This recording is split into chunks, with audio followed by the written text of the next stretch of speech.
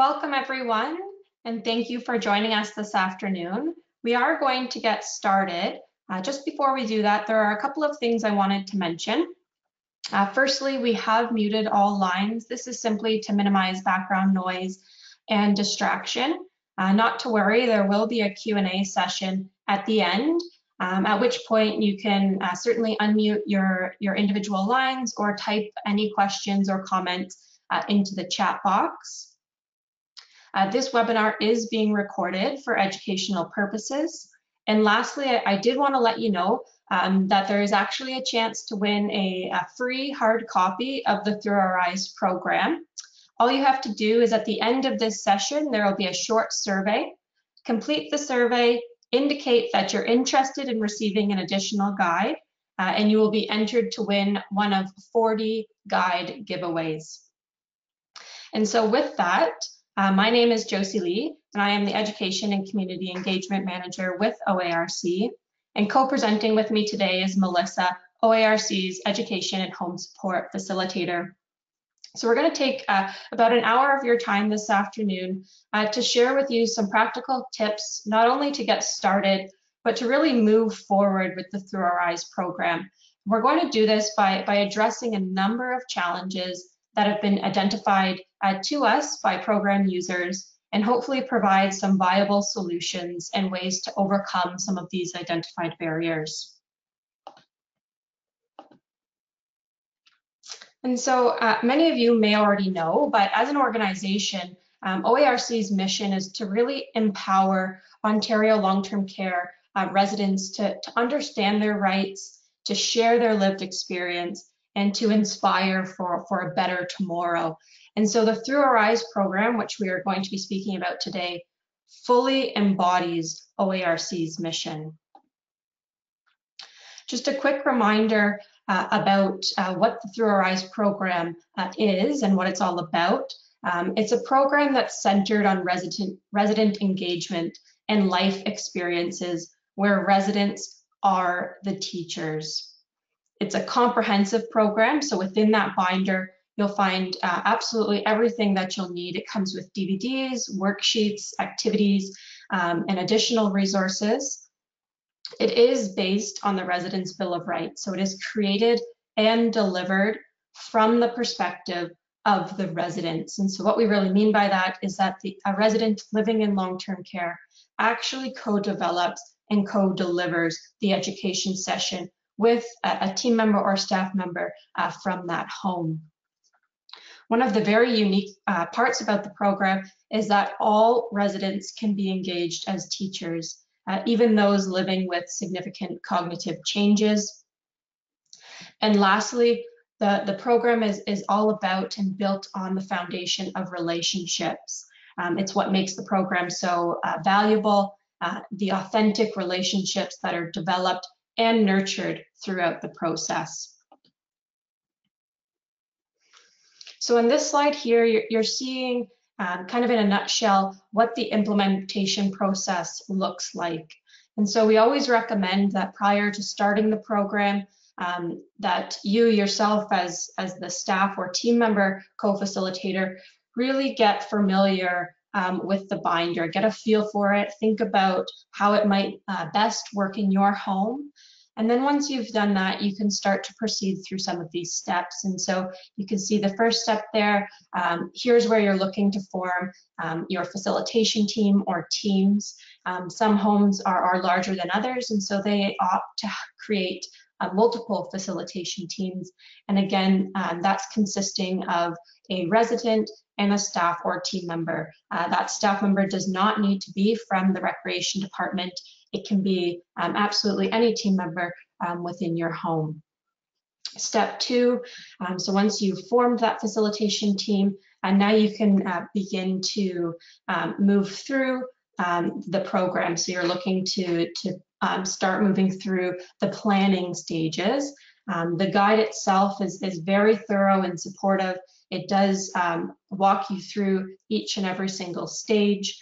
There is a meeting schedule to help keep you on track and prepared as well. Step 3, you're looking to actually move forward with the delivery.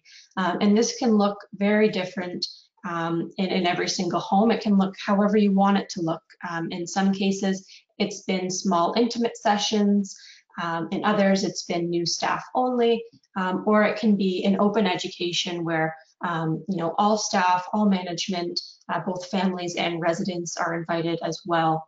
And you'll hear this again as we move through this session, but the program really is designed to be flexible and not prescriptive. So it is really what works best for the presenters, as well as what works best in that home environment. Step 4 is a really important stage. It's the evaluation, and really it's the reflection. So reflecting on that first session, deciding what worked, what could have changed, and thinking about how you can maintain or grow the program. It is meant to be a living and breathing program. It certainly has the capacity to, replace your current method of resident Bill of Rights education, or in the very least, enhance it. And so, thinking about, can this, replace my current resident Bill of Rights education? Can it be embedded into my quality improvement plan? Can it become part of my program's calendar?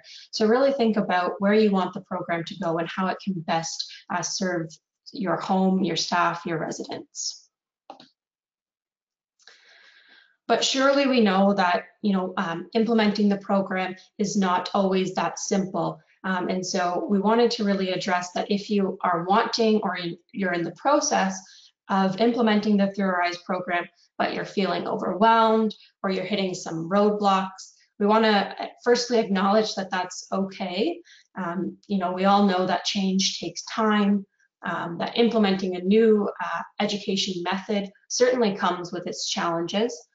And so that's what we're here to talk through today. We want to address some of those challenges. We've heard some common ones and some common misconceptions that have come across. And so we're going to take this opportunity now to address some of those and hopefully provide you with some solutions to move forward. Hi everyone, it's Melissa here. A commonly reported barrier to getting started with the Through Our Eyes program that's been shared with the OARC team has actually been physically locating the binder itself in the home. To give you some background, every long-term care home in Ontario received a hard copy of the program binder back in spring of probably March of 2018, and it was couriered to the attention of the home administrator. So locating the binder is obviously a crucial first step. So if you're in a situation where you can't track down the whereabouts of your binder, we encourage you to reach out to us at the OARC office so that we can check our shipping records. And there were a few cases that we've been made aware of where a long-term care home was not in our database. So we might have missed you in that big mass mail out. So please let us know so we can rectify that as soon as possible and help you get started.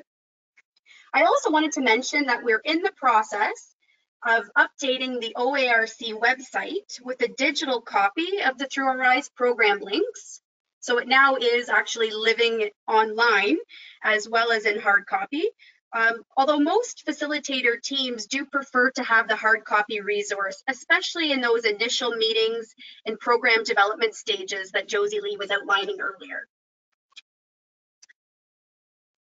So when you're trying to locate the Through Our Eyes program binder in the home, it's important to distinguish the program binder itself from an older OARC resource that was shared with homes about 5 years ago. And that was called the Supporting Your Home's Resident Council Resource Guide. And I think contributing to the confusion is both of the binders are white binders. The resource guide contains some foundational information about forming and supporting the resident council in the home. And some homes have experienced this confusion. So we've got the pictures of the front covers of both the binders on the screen here for you to help you differentiate. And while that resource guide on the right does contain the Resident Bill of Rights, it's a very different tool than the Through Our Eyes program. So you want to make sure, in order to be set up for success, that you are using the correct binder. As Josie-Lee mentioned earlier, before you really dig into the process, you'll want to protect some time to familiarize yourself with that binder and the program itself. You can watch our Through Our Eyes promotional video that we've linked here on this slide, and you can check out some of the tools included with the resource. This process or these initial steps might help get the wheels turning about the program and how it might fit and work within your home unique context. This might also help you to start spreading the word about the program within the home, and you can start gauging interest with the residents. Perhaps you might bring the binder or the program forward with your residents council group and when you're talking about with team members in the home to really get the word out there that you'd like to take on this exciting project and program. The OARC team has heard on more than one occasion the remark that no residents in the home are capable of facilitating or co-facilitating the program. And we really hope that we can help you reframe this perspective because as Josie-Lee mentioned, this program is truly designed to be inclusive of all residents.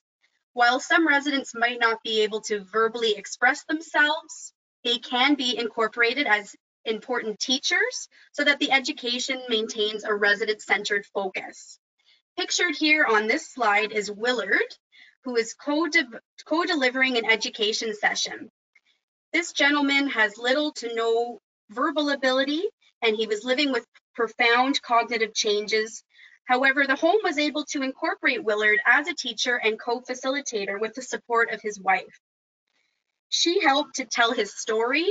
Together, they crafted an I am statement, which provided some valuable insight into Willard's life and who he is as a person. And the home even utilized a male team member to do a voiceover reading Willard's I am statement, really declaring who Willard was. The impact was undeniable. Staff and leadership from the home described this initial session as really hitting home, and they gained a new appreciation and respect for Willard as a resident. So we really would encourage you to ask yourselves, what could you do to support a resident like Willard to be part of the program? Or perhaps what could you do that might make a resident more comfortable acting as a co-facilitator? One home shared that they pre-recorded parts of a resident's contribution. Another home, after the first session, the resident leader found the session a bit daunting, having a large audience. So moving forward, they decided to cap the number of audience members in order for the sessions to feel a bit more intimate and to make the co-facilitator feel more comfortable.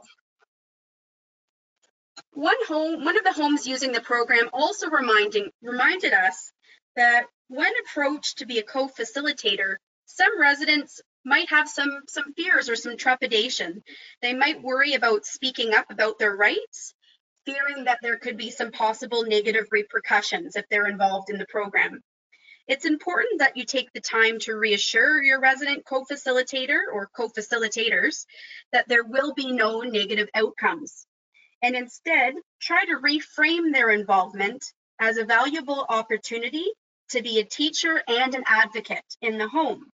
The resident rights truly come to life when your audience hears about them directly from the residents. It puts the person, the resident, back into the equation.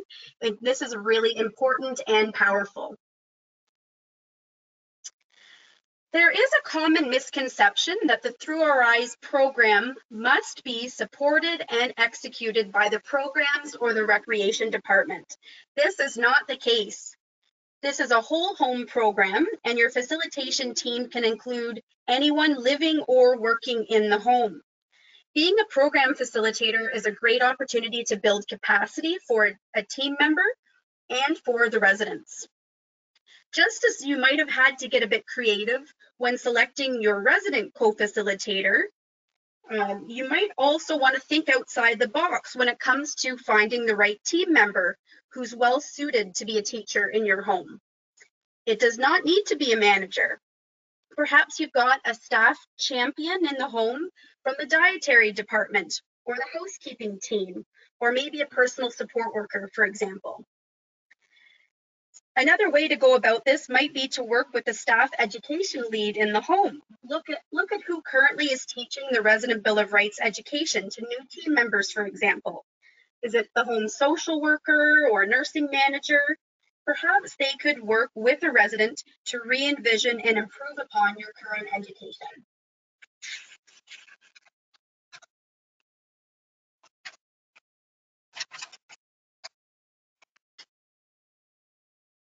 Now, another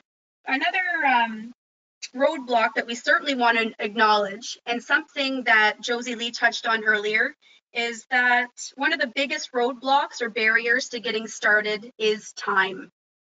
Everyone is very busy, and no one feels that they have time to take ownership over the program to get it up and running. Recognizing that there is that initial time investment required on behalf of the resident and the staff facilitation team to develop that new Resident Bill of Rights education, the best way to see that time spent as being worthwhile and to really maintain the program in your home as a sustainable living program is to embed it into the programs and policies that you're already supporting.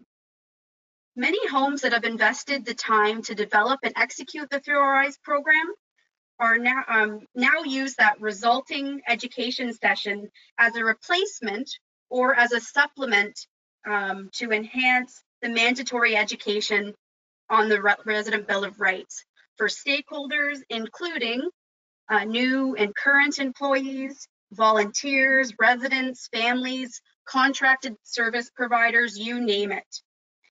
A tip to really keep your home on track and to stay accountable with the program, you might consider building the program into your home's quality improvement plan and even your staff education plan for the year. So I think the timing of this webinar is quite timely for the group, because if you start to put the wheels in motion now, you can plan to incorporate the Through Our Eyes Resident Bill of Rights education into your planning for the year ahead. Another area we wanted to touch on was the schedule of working together. And once you've identified your co-facilitator team or teams, depending on what you've agreed upon and what's going to work in your home, it's time to start working together to envision how the resident rights education might look. In the Through Our Eyes program binder on page 57, we did put together a bit of a sample meeting schedule for you to follow to help you stay on track as you work through the various exercises. And some of the most valuable feedback that we've received from current program users is that a rigid or set schedule like this in most cases does not work. So you really need to have some flexibility when it comes to the length and the frequency of your meetings between your facilitation team. Factors such as resident health, fluctuating interest, and the availability of both your resident and staff facilitator may require that you shift your schedule accordingly.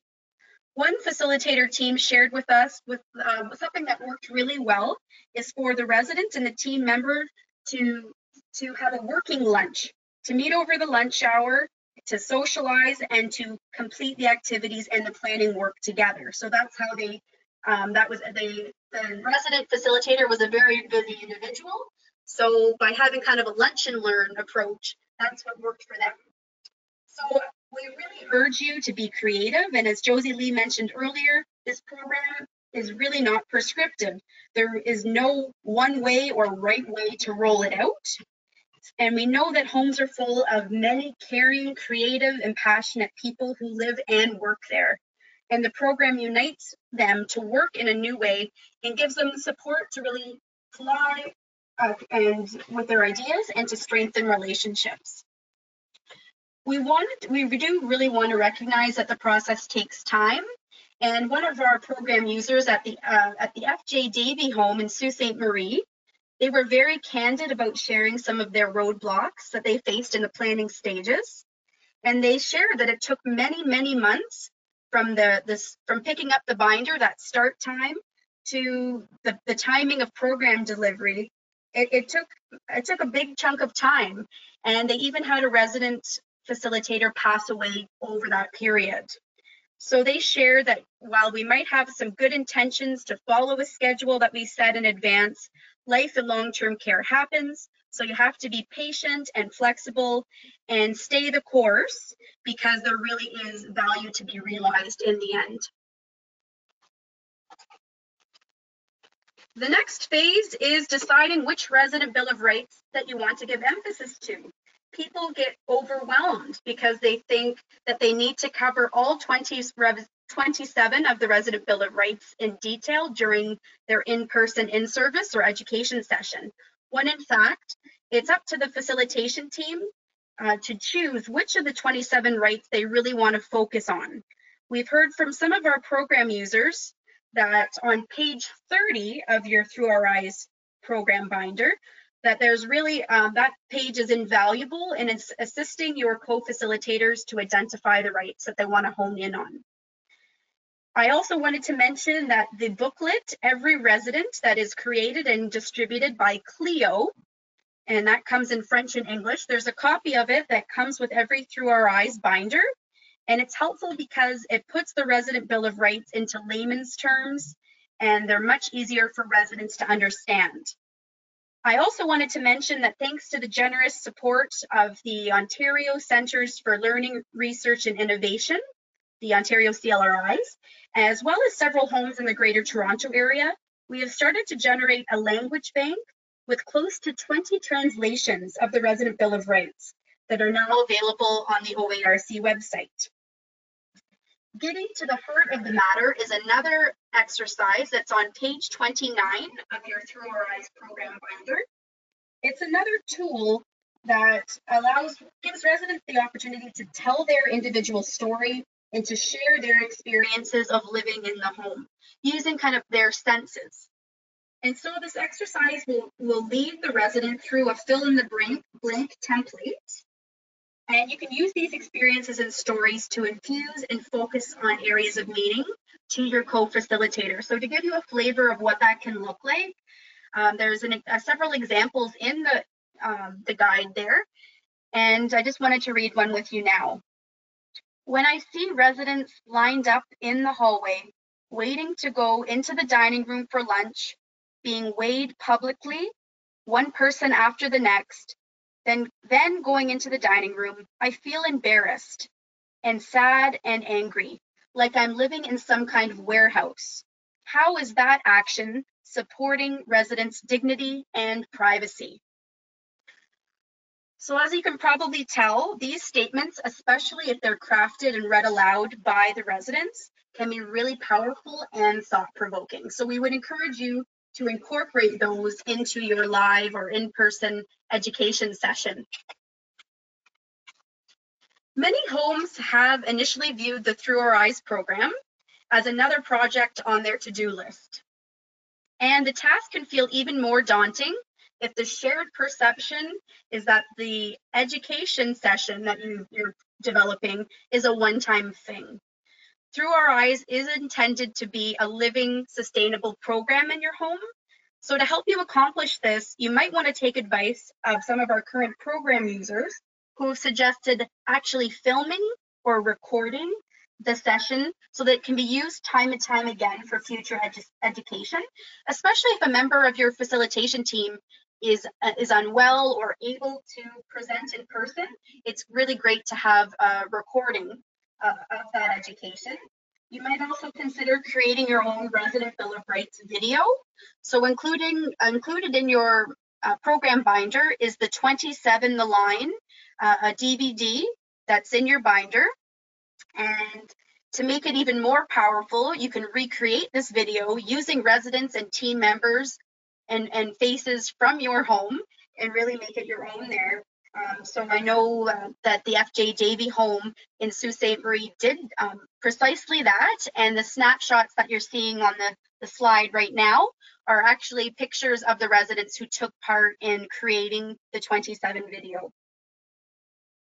Some homes have also worked with residents to pre-record their I am statements, which I mentioned with the example of Willard, which is really that declaration of personhood shared by a resident.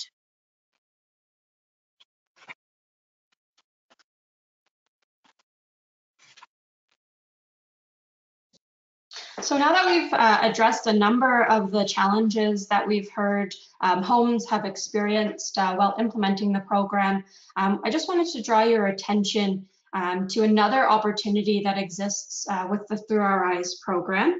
Over the last year or so, we've worked hard to build an alignment between OARC's Through Our Eyes program and RNAO's Person and Family Centered Care Best Practice Guidelines. Now, these two programs are truly rooted and established in relationship building, respect of the person, knowing the whole person. They're about communication and collaboration and engagement. And so these programs truly do have the potential to shift the culture in your home. OARC's Through Our Eyes program actually meets almost all of the practice recommendations within the Person and Family Centered Care Best Practice Guidelines. And so that's the reason we began working together. The programs truly complement the evidence-based recommendations, and they facilitate participation from the residents, from the family, and really from the whole home. And they work together to improve resident and family experience of not only healthcare, but of course the Residents' Bill of Rights. And so the long-term care best practice coordinators work with long-term care home leaders, nurse practitioners, point of care staff to establish and adopt practices that are based on the clinical best practice guidelines. And so now those long-term care best practice coordinators can actually support the long-term care homes in Ontario with implementing the Through Our Eyes program. So they're an additional resource at your fingertips, and we would strongly encourage you to reach out to your local long-term care best practice coordinators and find out more about how they can support you, not only with Through Our Eyes, but with the Person and Family Centered Care Best Practice Guidelines.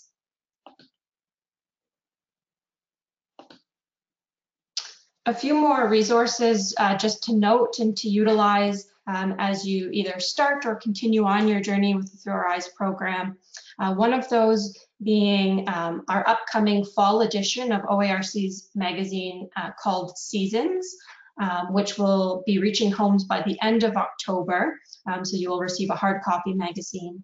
And within there, you're going to find a couple of excellent implementation stories that showcase not only a home's perspective, but also the perspective and the story from a corporate perspective, and why they decided to support the program and what their support and messaging looked like to ensure that the program was embedded successfully within all of their homes. So you'll find those stories that are showcased, hopefully not only helpful, but inspiring.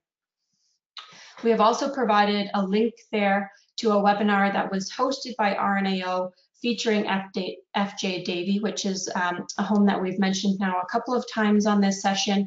And they implemented the Through Our Eyes program through RNAO's Person and Family Centered Care Best Practice Guidelines. So you'll be able to see there what that alignment looked like and how they went about utilizing both programs available. And if you're, perhaps just hearing about the program for the first time, or you don't know too much about it, or you feel like you need a bit of a refresher, I would certainly recommend watching the Through Our Eyes program updates. That's the last link that you see there. It can be found on OARC's website. And that webinar really provides kind of the history of the program, and then it speaks in detail to the nuts and bolts of how to use it and how to get going. And finally, I did want to mention that I know we had a bit of a glitch with materials. Those are now appearing under your material tabs. And one of those is a checklist. And so we've actually incorporated some of the suggestions from today's webinar into a checklist just as another tool to support you and your home as you work with the program. It can be downloaded in a PDF from your materials tab, and it'll also be sent to you in a follow-up email after today's session. And lastly, I just want to again remind you, as Melissa mentioned earlier, that due to increased demand, the Through Our Eyes content is now currently available on OARC's website to be downloaded as a PDF. So that is big news for us. And if you're looking to access it on an online format, that is now available to you. So we'll now open it up to some questions. A reminder that you can either unmute your line or you can write into the chat box, and Melissa and I will facilitate answering some of those questions for you.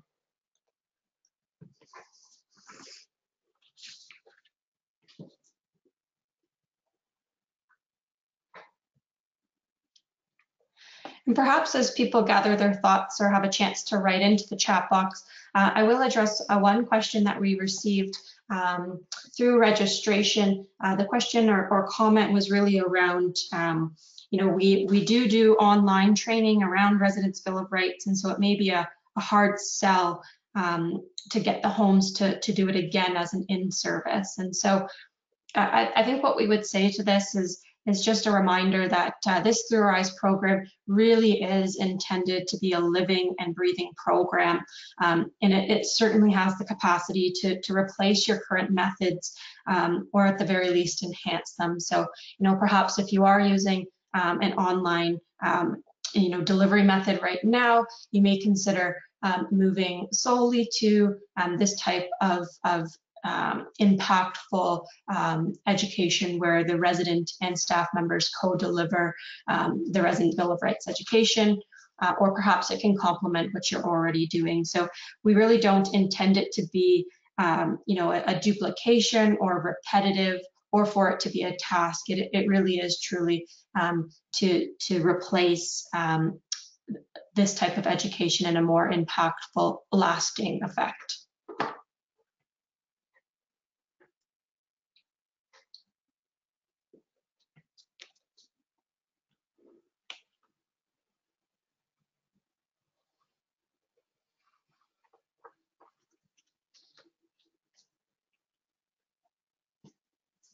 Just to add on what Josie-Lee just shared, many of the facilitator teams who've already gone through the process, really, they said that team members came up to them after the session to really say that they were here. It's like they were hearing the Resident Bill of Rights for the first time, because there were stories attached, real life examples attached to each of the rights that were really focused on in the session. So it can be really transformative, and light bulbs are going off because residents are very powerful teachers. And while especially new team members coming into the home, they can get really bogged down with a lot of e-learning. And so by putting the person or the resident connection back into the equation, it really makes the team members think differently, and it brings the focus back on the relationships in the home. And I think too, beyond being a teaching tool for staff, what's become very clear is that it's also a peer-to-peer tool for residents. So, residents themselves are learning their rights, and it's enabling them to become advocates in their home. It's unfortunate how many times we hear residents say that they didn't know they had rights. And so I think, this program goes beyond a teaching tool for staff. And just to add on, there's some feedback that came through on the chat box. Is the question, can this education be used for families and the broader community? And the answer is yes. Josie-Lee mentioned earlier that some of our facilitation teams have hosted open educations sessions where the audience is quite mixed, and you can open it up to all stakeholders who may visit and volunteer. anyone who comes into the home can be included. It's really meaningful for everyone to have that knowledge of the Resident Bill of Rights.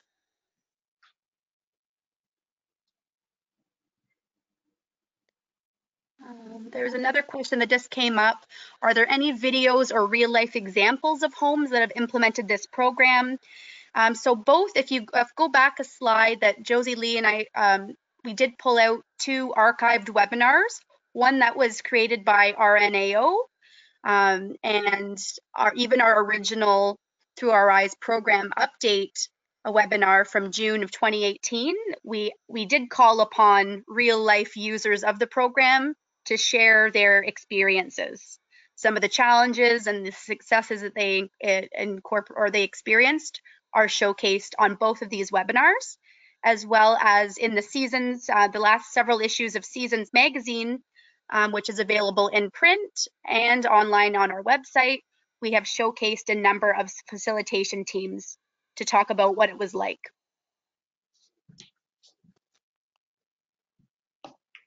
There was also a question here in the chat box around how to involve and engage residents with moderate to severe cognitive changes as a facilitator. And so we briefly touched on that. I believe Melissa shared the story of Willard. And so again, if you go view this last link here on this slide, the TOW program update, you'll actually hear from Connie Redmond, who was the team facilitator with Willard, and she speaks, excuse me, very candidly to some of the ways that she was able to involve Willard and have him tell his story. One of the great allies in this situation, of course, is family, and so in Willard's situation, the wife was able to help Willard share his story, and the home took creative measures in having a male team member do a voiceover so that it appeared as if Willard was declaring his own statement. So there are many different ways that you can involve all residents, and so we would encourage you, to connect with the families and see if they're willing and open to sharing their story.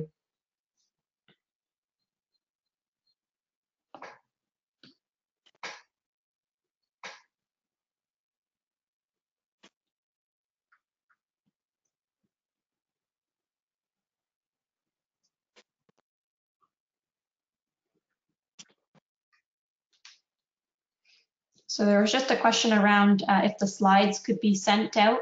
The slides will be sent out along with the recording and the checklist. You will receive an email following this session with all of those attached.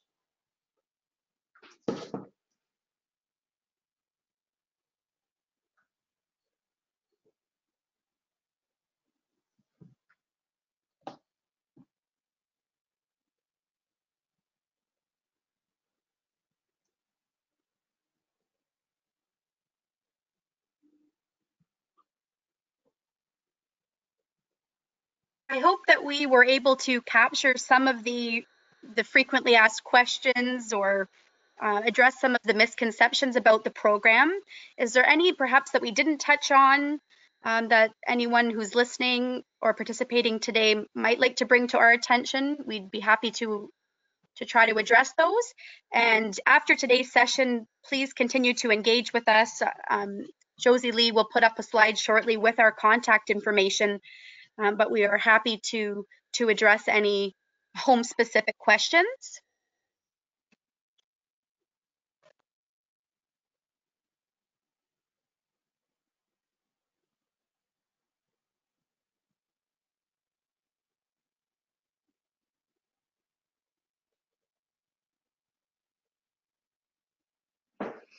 So if there are no further questions or comments at this time, we will thank all of you for sharing your time with us today, and you can keep your eye out for the follow-up email containing all of the materials. And as Melissa mentioned, please do contact us if you have any further questions or need any support with the Through Our Eyes program. Thank you, everyone.